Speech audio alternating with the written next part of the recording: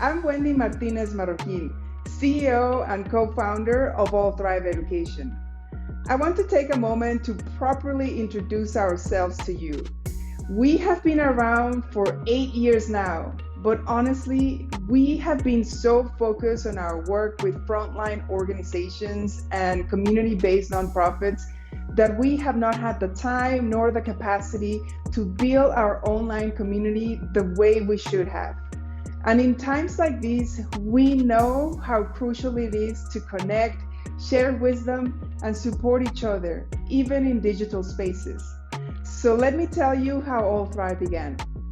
Back in 2016, two close friends and I had all experienced burnout multiple times in our nonprofit careers as educators, organizers, directors. And we looked around and we saw so many of our colleagues struggling with the same thing. We knew from lived experience that this wasn't a personal failure, it was systemic. At the time, we were working at an organization teaching transformative life skills to cope with chronic stress and trauma. And while we saw incredible impact of these practices, it felt like we were teaching people to breathe better while their house was on fire. We wanted to address why the house was on fire in the first place. This is why, from the very beginning, we have used participatory action research to understand the real problem: systemic racism and burnout in the nonprofit sector, especially among organizations serving historically excluded communities. Our work has always had a health equity lens because we believe that everyone has a birthright to well-being and joy. Then 2020 happened.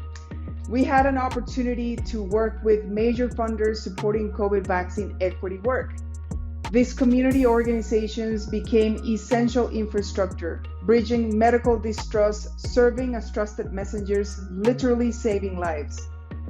Many did this work out of pure love to their communities, often without adequate funding or preparation.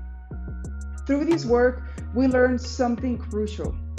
The organizations that thrive through crisis weren't just the ones with the most resources. They were the ones that practiced collective care, shifting from how do we survive this to how do we take each other through this. Collective care isn't just a nice to have, it's an organizational strategy for moving forward in uncertainty with limited resources. This is an extraordinary time. The excellence that organizations displayed during COVID needs to be studied, preserved, and built upon. Because let's be honest, we are facing ongoing crises. Attacks on historically excluded communities, increased income inequality, climate catastrophe, aging populations, just to name a few. These challenges will require collaboration and effective action. People who love their communities will always run towards the fire when their communities are in crisis.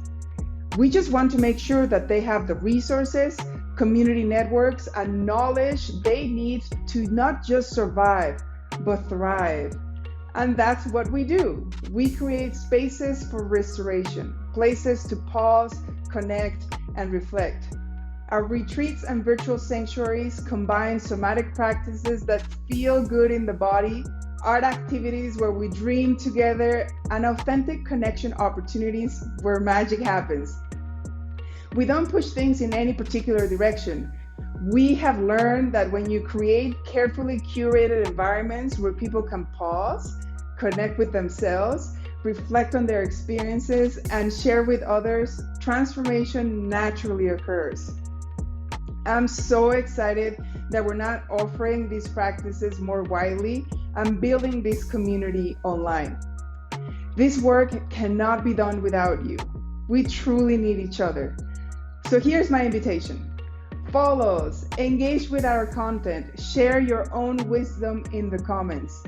And if you want to stay connected to this growing movement, subscribe to our monthly newsletter, Tending the Movement, where we share practices, stories, and upcoming opportunities for connection.